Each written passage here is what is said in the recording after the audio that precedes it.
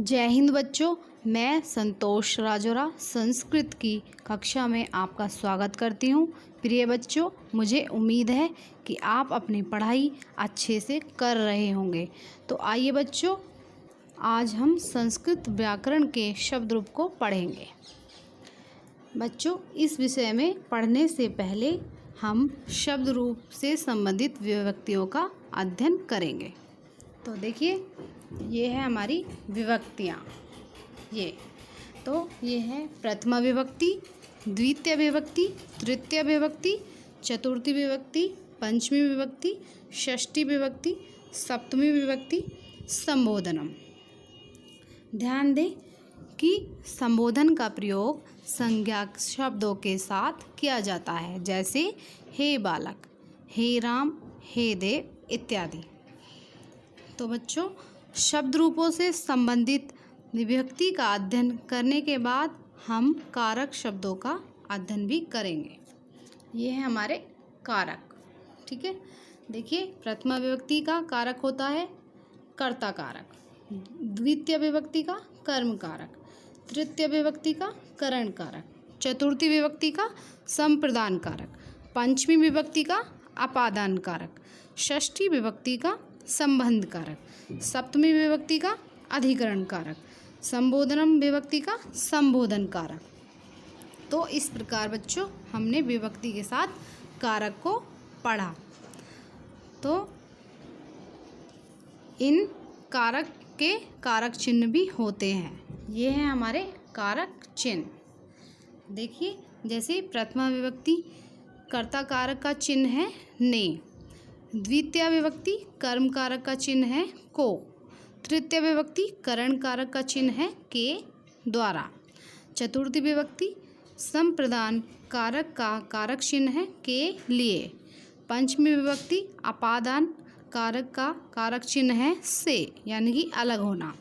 जैसे हम कहते हैं ना कि वृक्ष से पत्ता गिरा, यानी कि वृक्ष से पत्ता अलग हुआ, तो वहाँ पर अपादान कारक यानी कि पंचमी विभक्ति होती है और से चिन्ह होता है। इसी श्रृंखला में आगे बढ़ते हुए हम षष्ठी विभक्ति का कारक संबंध कारक का चिन्ह है का, के, की। नेक्स्ट, सप्तमी विभक्ति का अधिकरण कारक का चिन्ह है में, पर। संबोधन विभक्ति संबोधन कारक का कारक चिन्ह है हे। जैसे हम बोलते हैं हे राम, हे श्याम, हे देव, तो संबोधन कारक का कारक चिन्ह है हे। तो इसके पश्चात हम कारक शब्दों से जुड़े विभक्ति और कारक को सरल रूप में समझेंगे। देखिए बच्चों, विभक्ति और कारक को सरल रूप में समझने के लिए हम चिन्हों को विभक्ति के साथ व्यवस्थित कर देते हैं। जैसे कि हम सब जानते हैं कि संस्कृत में 3 वचन का प्रयोग होता है। एक वचन, ये हमारा एक वचन, द्विवचन, बहुवचन। देखिए, एक वचन के अंदर एक व्यक्ति या एक वस्तु का प्रयोग होता है। द्विवचन के अंदर 2 व्यक्ति या 2 वस्तुओं का प्रयोग होता है। बहुवचन के अंदर अनेक व्यक्ति या अनेक वस्तुओं का प्रयोग होता है। तो देखिए, अब हम अकारांत पुल्लिंग शब्द बालक के शब्द रूपों को पढ़ेंगे। देखिए, अकारांत ये इसलिए इसे अकारांत कहते हैं। जब हम बालक बोलते हैं तो उसका बाद का जो उच्चारण स्थान की ध्वनि निकलती है वो निकलती है आ। तो इस तरीके से ये अकारांत शब्द रूप हुआ। ऐसे यदि हम रवि शब्द रूप को लेते तो रवि के पीछे जो ध्वनि निकलती है वो निकलती है ई। तो इस प्रकार उसको इकारांत शब्द रूप कहेंगे। इसी प्रकार भानु शब्द रूप को लेते तो भानु के बाद में जो ध्वनि निकल रही है वो है ओ। तो इस प्रकार उसको उकारांत शब्द रूप कहेंगे।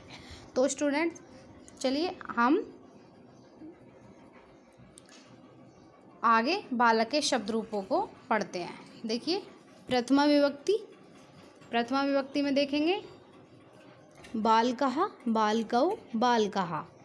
तो देखिए, प्रथमा विभक्ति का जो एक वचन के नीचे बालकः, द्विवचन के नीचे बालकौ और बहुवचन के नीचे बालकाः दिया हुआ है। तो इसका अर्थ है एक वचन के नीचे बालकाः यानी कि एक बालक ने, द्विवचन के नीचे बालकौ यानी कि दो बालकों ने, बहुवचन के नीचे बालकाः यानी कि अनेक बालकों ने। इसी प्रकार से द्वितीया विभक्ति के अंदर भी बालकम यानी कि एक बालक को, बालकौ यानी कि दो बालक को, बालकान यानी कि अनेक बालकों को। इसी प्रकार तृतीय विभक्ति बालकेन यानी कि एक बालक के द्वारा, बालकाभ्याम यानी कि दो बालकों के द्वारा, बालकई यानी कि अनेक बालकों के द्वारा। अब नेक्स्ट चतुर्थी विभक्ति में देखेंगे बालकाय यानी कि एक बालक के लिए, बालकाभ्याम यानी कि दो बालकों के लिए, बालकेभ्य यानी कि अनेक बालकों के लिए। नेक्स्ट पंचमी विभक्ति के अंतर्गत देखते हैं बालकात यानी कि एक बालक से, बालकाभ्याम यानी कि दो बालक से, बालकेभ्य यानी कि अनेक बालकों से।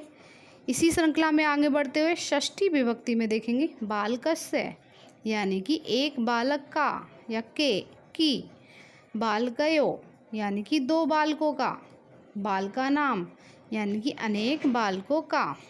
इस षष्ठी विभक्ति में संबंध का प्रयोग होता है, जैसे बालक की माँ, बालक का घर, इससे संबंध का भाव उत्पन्न होता है। नेक्स्ट सप्तमी विभक्ति में देखेंगे बालके यानी कि एक बालक में, बालकयो यानी कि दो बालक में, बालकेषु यानी कि अनेक बालकों में। नेक्स्ट संबोधनम, संबोधनम विभक्ति में हे बालक यानी कि एक बालक, हे बालकौ यानी कि दो बालक, हे बालकाः यानी कि अनेक बालक। तो स्टूडेंट हमने ये बालक के शब्द रूपों को पढ़ा और इस तरीके से किस में कौन सा वचन है और कौन सी विभक्ति प्रयुक्त हुई है।